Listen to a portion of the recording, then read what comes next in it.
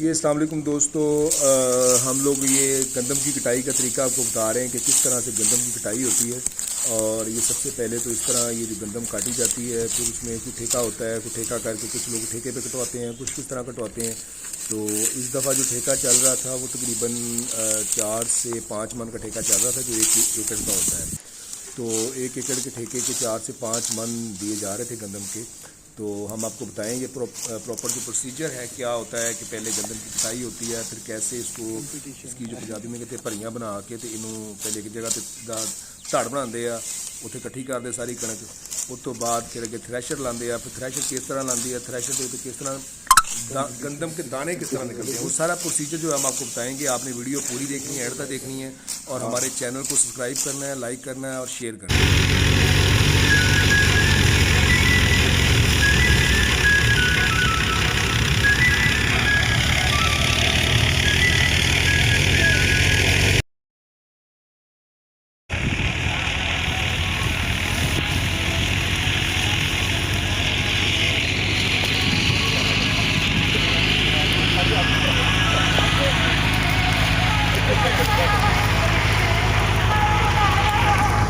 Interview दे थोड़ा जा। बहुत गर्मी है भाई, बहुत गर्मी है भाई।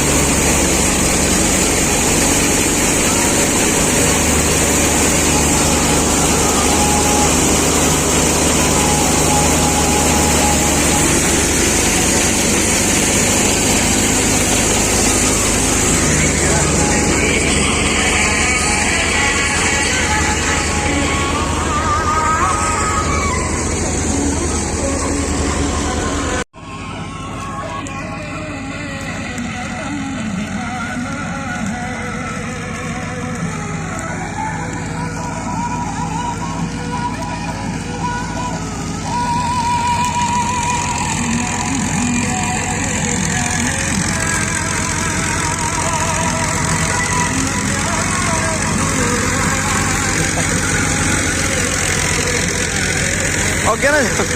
Pak.